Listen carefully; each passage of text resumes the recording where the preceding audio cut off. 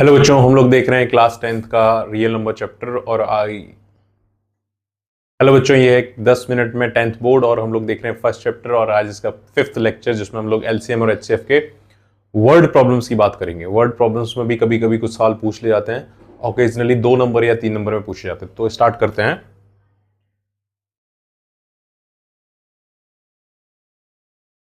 करते हैं।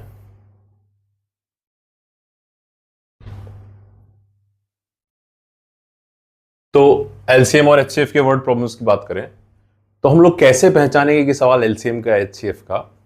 तो एलसीएम का मतलब होता है लोएस्ट कॉमन मल्टीपल, यानी हम लोग मल्टीपल्स में बात करेंगे। मल्टीपल्स का मतलब ये होगा, ओकेजनली इसकी लैंग्वेज जो रहेगी वो इस तरीके से रहेगी कि कोई बड़े नंबर की बात हो रही है जिसको दिए हुए नंबर डिवाइड कर रहे हैं या डिवाइड कर सकते हैं। अब वर्ड प्रॉब्लम्स में या रियल लाइफ प्रॉब्लम्स में हम लोग किन चीजों पे फिगर आउट करेंगे, पूरा अगर हम लोग समराइज करें तो इसको हम लोग नेक्स्ट कॉमन मीटिंग पॉइंट की तरीके से बोल सकते हैं कि अगला कॉमन मीटिंग पॉइंट क्या होगा, वही हमारे एलसीएम की तरीके से काम करेगा। और कौन से कीवर्ड्स हमें देखने हैं, हमें देखना होगा कि कहीं उस सवाल में टुगेदर अगेन तो नहीं आ रहा, यानी दोबारा ये काम एक साथ कब हो रहा है, एक साथ simultaneously at the same time repeat कब हो रहा है, सबसे छोटी क्वांटिटी जिसका कोई रिमाइंडर ना बचे, या सबसे कॉमन नंबर या लेंथ, इनकी बात करेंगे। तो ये सबसे कीवर्ड्स हमें ध्यान रखने हैं कि किन सवालों में एलसीएम का यूज होगा। तो रियल लाइफ की बात करें तो अलार्म्स में, ट्रैफिक लाइट्स में और इस तरह के जब साथ एक बार कोई कॉमन मीटिंग पॉइंट होगा, उन सारे क्वेश्चंस में एलसीएम यूज होगा। यानी हम ऐसे नंबर की बात करेंगे जो जिनको गिवन नंबर डिवाइड कर सके। तो देखते हैं फिर इसमें कौन से ऐसे नंबर्स होते हैं जिनको गिवन नंबर डिवाइड कर सकें। जैसे ये सवाल है एनसीईआरटी का, इसमें कहा गया है कि 2 लोग हैं जो कि एक राउंड फील्ड पे उनका स्पीड दिया हुआ कि वो 18 मिनट में पूरा कर रहा है और ये रवि 12 मिनट में पूरा कर रहा है, अगर वो सेम पॉइंट से सेम टाइम पे स्टार्ट करें और सेम डायरेक्शन में स्टार्ट करें। यानी हमारी ऐसी बात हो रही है कि दोनों व्यक्ति इसी डायरेक्शन में जा रहे हैं, ये पूरा राउंड 12 मिनट में पूरा कर रहा है और दूसरा व्यक्ति 18 मिनट में पूरा कर रहा है। तो हमसे ये बोला गया है कि after how many minutes will they again meet at the starting point, दोबारा वो स्टार्टिंग पॉइंट पे कब आएंगे। तो दोबारा मीटिंग होने की बात हो रही है और कहां पे मीटिंग होने की बात हो रही है, स्टार्टिंग पॉइंट पे। स्टार्टिंग पॉइंट पे दोबारा मिलेंगे, इसका मतलब हम लोग जब एक राउंड पूरा होगा, स्टार्टिंग पॉइंट का मतलब होगा रवि का जब एक राउंड पूरा होगा तो 12 के मल्टीपल्स में पूरा होगा, यानी 12 मिनट्स, 24 मिनट्स, 36 मिनट्स, इस तरीके से। और वहीं पे सोनिया का जब एक राउंड पूरा होगा तो 18 के मल्टीपल्स पे पूरा होगा। तो बहुत ही आराम से आप देख सकते हो कि ये सवाल कॉमन मल्टीपल का है। दोबारा अगर उनको स्टार्टिंग पॉइंट में मिलना है तो सबसे छोटा कॉमन मल्टीपल उनका 36 हो गया, तो हम लोग सेफली कह सकते हैं कि वो 36 मिनट्स बाद दोबारा उसी पॉइंट पे आके मिलेंगे। अब इस सवाल को अगर बोर्ड के एग्जाम में करना होगा तो कैसे करेंगे, तो आप 12 को फैक्टराइज करोगे, तो मिलेगा 2 स्क्वायर इंटू 3, 18 को फैक्टराइज करेंगे तो मिलेगा 3 स्क्वायर इंटू 2, और एलसीएम के लिए हम लोग क्या करते हैं, जो भी हमारे फैक्टर्स होते हैं उनकी बड़ी बड़ी पावर्स ले लेते हैं, 2 स्क्वायर इंटू 3 स्क्वायर, यानी आंसर आ जाएगा 36।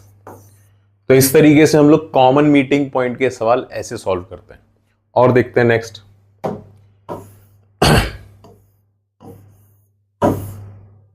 ट्रैफिक लाइट्स वाले सवाल हैं। जैसे ये कहा गया है कि जो हमारी लाइट्स हैं वो 48, 72 और 100 सेकेंड्स के बाद चेंज हो रही है। तो अगर एक बार पहली बार वो 7 बजे चेंज हुआ है तो दोबारा वो एक साथ कब चेंज होगा। तो क्योंकि हमारे सिलेबस फोकस फैक्टराइजेशन पे दिया हुआ है तो दोबारा कब साइमल्टेनियसली आ गया, इसका मतलब सवाल एलसीएम का है। तो आप क्या करोगे, हर एक गिवन नंबर जो भी है उनका एलसीएम करेंगे। एलसीएम करने के लिए पहले हम लोग प्राइम फैक्टराइजेशन करेंगे, क्योंकि सवाल अगर हमारे सिलेबस का है तो सारे सवाल प्राइम फैक्टराइजेशन से ही करने होंगे हम लोगों को। तो 48 का प्राइम फैक्टराइजेशन करेंगे तो हमें मिलेगा 2 इंटू 2 इंटू 2 इंटू 2 इंटू 3, यानी 2 की पावर 4 इंटू 3। अगर हम लोग 72 को प्राइम फैक्टराइज करेंगे तो हमें मिलेगा 2 इंटू 2 इंटू 3 इंटू 3, यानी 2 क्यूब इंटू 3 स्क्वायर। और अगर हम लोग 108 को फैक्टराइज करेंगे तो हमें मिलेगा 2 इंटू 2 इंटू 3 इंटू 3 इंटू 3, यानी 2 स्क्वायर इंटू 3 क्यूब। तो हम लोगों ने क्या किया, बारी बारी से हर एक नंबर को प्राइम फैक्टराइजेशन कर लिया।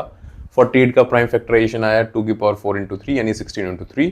72 का आया 36 इंटू टू, और 108 का आया 2 स्क्वायर इंटू 3 क्यूब, यानी 36 इंटू 3। अब हम लोगों को करना है इनका एलसीएम, क्योंकि अगर वो दोबारा एक साथ चेंज होंगी तो उनके सबसे छोटे कॉमन मल्टीपल पे चेंज होंगे। तो इनका एलसीएम आ जाएगा, जो बड़ी पावर्स हमको उठा लेते हैं, 2 की पावर 4 इंटू 3 क्यूब। ये हमारा एलसीएम आ जाएगा जिसपे वो दोबारा चेंज होगी। इसको अगर हम लोग सिंप्लीफाई करें तो ये अपना आ जा रहा है 16 इंटू 27 को अगर हम लोग सिंप्लीफाई करें तो 432 सेकेंड्स के बाद हो जाएगा। ये हम लोग 432 सेकेंड्स कह सकते हैं कि 432 सेकेंड्स के बाद दोबारा वो लोग चेंज हो गए। अब इसमें ये पूछा गया है कि अगर वो पहली बार 7 बजे ऐसा होता है तो दोबारा टाइमिंग क्या होगी। तो हम लोग 7 के बाद 432 सेकेंड्स काउंट कर लेंगे और इसको 60 से डिवाइड करेंगे। तो 432 को अगर हम लोग 60 से डिवाइड करें तो ये हो जाएगा कुछ 7 टाइम्स ऑफ 12/60। तो हम लोग कह सकते हैं कि 7 मिनट्स एंड 12 सेकेंड्स के बाद ऐसा होगा। यानी अगर पहली बार 7 बजे हो रहा है तो दूसरी बार 7 बज के 7 मिनट और 12 सेकेंड पे ऐसा होगा। तो ये सवाल एलसीएम का हम लोग इस तरीके से सॉल्व करते हैं। नेक्स्ट देखते हैं। इसमें कहा गया कि smallest number divisible by 18, 24 and 32। सबसे छोटा कॉमन नंबर, सबसे छोटा नंबर निकालना है जो 18 से डिविजिबल हो, 24 से डिविजिबल हो, 32 से डिविजिबल हो। यानी सवाल एलसीएम का है, ऐसा नंबर फाइंड आउट करना है जो तीनों नंबर से डिविजिबल हो। क्या करेंगे, प्राइम फैक्टराइजेशन से आप इसको कर सकते हो, नहीं तो आपने बचपन से जो तरीका सीखा होगा केवल प्राइम फैक्टराइजेशन से ही करना होगा, क्योंकि हमारे सिलेबस में प्राइम फैक्टराइजेशन ही है। और बोर्ड के अलावा कभी भी इस सवाल को कर रहे हो तो हम लोग इस तरीके से कर सकते हैं। ये तरीका आसानी से और जल्दी आंसर देने वाला होता है। तो इसको हम लोगों ने 2 से डिवाइड किया जब तक इसके पास 2 है। फिर इसमें 2 बार 3 से डिवाइड करने का स्कोप बन रहा है। तो ये हमारा आ गया 2, 3, 4, 5, 2 की पावर 5 इंटू 3 स्क्वायर। ये इन तीनों का एलसीएम हो जाएगा। ये इन तीनों का एलसीएम हो जाएगा, यानी 32 इंटू 9 करने की बात हो रही है। तो इस तरह के सवाल एलसीएम के ऊपर बेस्ड होते हैं। नेक्स्ट देखते हैं। अब हम लोग बात करते हैं एचसीएफ की। एचसीएफ के वर्ड प्रॉब्लम्स में हमें क्या खोजना है। एचसीएफ का मतलब होता है हाईएस्ट कॉमन फैक्टर, यानी फैक्टर की बात करेंगे। फैक्टर मतलब नॉर्मली छोटा नंबर होता है। मैंने बताया भी अपने ट्रिक्स में कि नॉर्मली फैक्टर्स जो होता है वो सारे नंबर्स को डिवाइड कर देता है। तो एचसीएफ में हम लोग छोटे नंबर की बात करते हैं।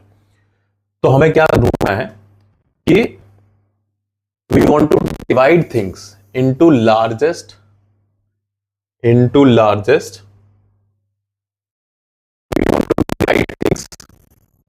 Largest possible equal groups without any reminder. यानी हम लोग चीजों को बांटना चाहते हैं, और बांटना कैसे पॉसिबल हो सकता है, डिवाइड के थ्रू, डिवीजन के थ्रू। तो हमें किन चीजों का ख्याल रखना है, एचसीएफ कब यूज करना है, जब हमें बराबर के ग्रुप्स बनाने होंगे, या आइटम्स को बिना किसी रिमाइंडर के डिवाइड करना होगा, या सबसे बड़ा पॉसिबल साइज निकालना होगा, कॉमन साइज, या ऑब्जेक्ट्स को काटना होगा इक्वल मैक्सिमम लेंथ्स में, या सबसे बड़ी स्क्वायर टाइल या प्लॉट हमें काटना होगा। ये कुछ केसेस हैं कि किताबों के बराबर बंडल होने चाहिए, टाइल्स के शेप जो स्क्वायर टाइल्स हैं उनका मैक्सिमम शेप कितना हो सकता है। इस तरह के सवाल एचसीएफ के ऊपर बनेंगे। तो देखा जाए इसके सवाल भी। तो ये सवाल मैंने उठाया कि हमारे पास 3 सेट ऑफ इंग्लिश, हिंदी और मैथ्स की किताबें हैं, और इसमें ऐसा बोला गया है कि इंग्लिश की हमारे पास 96 बुक्स हैं, हिंदी की बुक्स हैं 240 और मैथ्स की बुक्स हैं 336। तो हमसे बताया गया है कि हाइट ऑफ हर एक स्टैक सेम रहना चाहिए और एक स्टैक में एक ही सब्जेक्ट की किताब होनी चाहिए, ये पूछा गया। तो ये एचसीएफ का सवाल क्यों है, क्योंकि हमसे बराबर हाइट पूछी गई है, और बराबर हाइट तभी पॉसिबल हो सकती है जब हम लोग उनको डिवाइड करें कॉमन नंबर से। तो हम लोग तीनों को फैक्टराइज करेंगे बारी बारी से। जो हम लोग उस तरीके से अगर ये सवाल आया तो कम से कम 3 नंबर में आएगा। तो इंग्लिश वाले 96 को हम लोग फैक्टराइज कर लेंगे तो हमें मिलेगा 2 into 2 into 2 into 2 into 2 into 3, यानी 2 की पावर 5 इंटू 3 मिल जाएगा। अगर हम लोग 240 को फैक्टराइज करेंगे तो मिलेगा 2 into 2 into 2 into 2 into 3 into 5, यानी 2 की पावर 4 इंटू 3 इंटू 5। और अगर हम लोग 336 को फैक्टराइज करने वाले हैं तो हम लोगों को मिलेगा 2 168, और फिर करेंगे तो 84, फिर करेंगे तो 42, फिर करेंगे तो 21, फिर 3 एंड 7, तो हमें मिल जाएगा 2 की पावर 4 इंटू 3 इंटू 7। हमने बारी बारी से सबको फैक्टराइज कर लिया, हर एक को फैक्टराइज कर दिया, तो हमें ऐसा चीज मिल रहा है।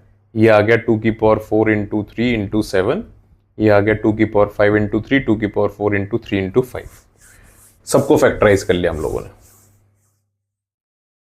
इसके बाद देखते हैं, तो हम लोग HCF निकालने वाले हैं। HCF में हम लोग क्या करते हैं कि HCF में हम लोग जो भी हमारे पास नंबर्स दिए हुए हैं उनके कॉमन फैक्टर्स की छोटी पावर को देखते हैं। तो कॉमन फैक्टर दोनों में, तीनों में 2 है, 2 की छोटी पावर 4 है, 3 है कॉमन फैक्टर, 3 की छोटी पावर 1 है। तो हम लोग ये कह सकते हैं कि 16 होता है, ये 3 है, तो हमारा 48 HCF आ गया, यानी 48 इन तीनों नंबर्स को डिवाइड कर रहा है। तो हमने एक पार्ट निकाल लिया कि हमारे जो बुक्स हैं जिनका बंडल बनेगा उनका साइज, एक बंडल में, एक स्टेक में 48 बुक्स रहेंगी। तो हमसे पूछा गया है कि कितने स्टेक्स होंगे हर एक सब्जेक्ट के। तो इंग्लिश के अगर निकालने होंगे तो 96/48, अगर हमें हिंदी के निकालने होंगे तो 240/48, यानी 5 हिंदी के हो जाएंगे। अगर हम ऐसे निकालने होंगे तो 336/48 करेंगे तो 7 ये मैथ्स के हो जाएंगे। तो हम लोग बारी बारी से कह सकते हैं कि इंग्लिश के 2 बनेंगे, हिंदी के 5 बनेंगे और मैथ्स के 7 बनेंगे, यानी टोटल 14 स्टेक्स बनेंगे। तो ये सवाल HCF समझाने के लिए बहुत अच्छा सवाल होता है। इस तरह का सवाल जब भी आएगा तो 3 नंबर में पूछ सकते हैं। इसके बाद नेक्स्ट देखते हैं, सबसे कम नंबर ऑफ स्क्वायर सवाल को। नॉर्मली क्या होता है कि बड़ा साइज ऑफ स्क्वायर टाइल पूछते हैं। इसमें पूछा गया कम से कम स्क्वायर टाइल्स कितनी लगाई जाए। तो कम से कम स्क्वायर टाइल्स तभी होंगी जब उसका साइज बड़ा रखेंगे। तो इसमें लेंथ क्या होगा, मैंने बोला कि हम लोग कम से कम टाइल्स तभी यूज कराएंगे जब उनकी डायमेंशंस बड़े से बड़े होंगे। तो लेंथ हमें दिया हुआ है 15 मीटर 17 सेंटीमीटर, जिसको हम लोग कन्वर्ट करेंगे तो हमारे पास पूरा 15 17 दिया हुआ है, 9 मीटर 2 सेंटीमीटर बोल सकते हैं। अब इनका हमें फैक्टराइजेशन करना होगा। फैक्टराइजेशन करने से हमें HCF मिलेगा। तो 1570 को फैक्टराइज करें तो ये 41 से डिवाइड हो रहा है और ये 41 से 37 टाइम्स डिवाइड हो रहा है। और अगर हम लोग 902 को करें तो ये भी 41 से डिवाइड हो रहा है, लेकिन ये 41 से डिवाइड हो, 2 से भी डिवाइड हो रहा है और 11 से भी हो रहा है। तो दोनों को हम लोगों ने फैक्टराइज कर लिया। फैक्टराइज करके हमें दिखाई दे रहा है कि दोनों में कॉमन फैक्टर 41 है, जिसकी सबसे छोटी पावर 2 है। तो हमारे एक स्क्वायर टाइल का डायमेंशन जो बनेगा, स्क्वायर टाइल का डायमेंशन जो बना वो 41 इंटू 41 बन जाएगा। अब हमें निकालना है नंबर ऑफ टाइल्स। नंबर कि हमारा जो टोटल एरिया है उसको एरिया ऑफ 1 टाइल से डिवाइड करें। तो टोटल एरिया क्या हो जाएगा, लेंथ इंटू विड्थ, यानी 1517 इंटू 902। और एक स्क्वायर टाइल का एरिया है 41 इंटू 41, तो इसको 41 से कैंसिल करेंगे 37 मिलेगा और इसको 41 से कैंसिल करेंगे 22 मिलेगा। तो हमारा आंसर हो जाएगा 37 इंटू 22। इतनी टाइल्स की हमें जरूरत पड़ने वाली है, इतनी टाइल्स हमें चाहिए होगा। तो इस तरह के सवाल इसके वर्ड प्रॉब्लम्स में पूछे जाते हैं। अब इसके प्रैक्टिस क्वेश्चंस हैं, मैं फिर से बोल रहा हूँ, प्रैक्टिस क्वेश्चंस को मैं स्वाइप करता जाऊंगा। आपको पॉज करके इन सारे क्वेश्चंस को अटेम्प्ट करना है, तभी आपको ऑनलाइन लेक्चर समझ में आएगा, तभी आपको ऑनलाइन लेक्चर समझ में आएगा।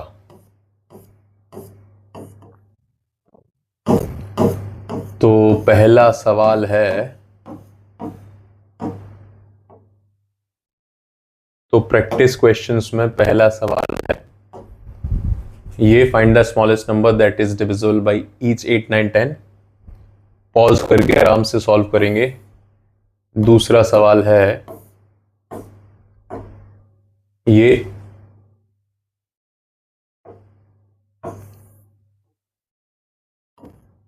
तीसरा सवाल है ये, find the smallest number which is divisible by both 644 and 462। जैसा कि मैं बताता हूं कि हर बार जो आपके प्रैक्टिस प्रॉब्लम्स होते हैं, मोस्ट ऑफ देम आपके प्रीवियस ईयर्स में आए हुए सवाल होते हैं। फिफ्थ क्वेश्चन है ये वाला, ये जैसे हम लोगों ने एनसीईआरटी का सवाल किया था उसी के बेसिस पे सवाल है ये, लेकिन ये 3 लोगों का है। फिर ये वाला एचसीएफ का सवाल again,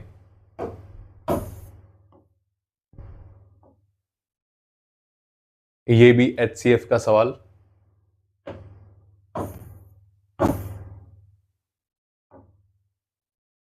least number which is divisible by all numbers from 1 to 8, LCM का सवाल हो गया।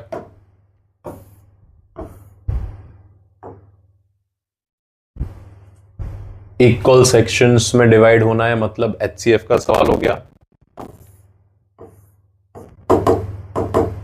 और ये लास्ट क्वेश्चन एक है,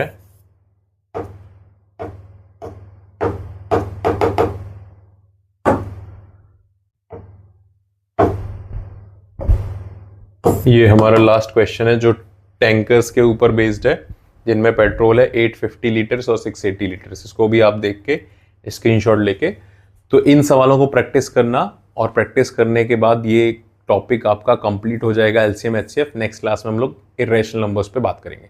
तो के लिए बाय।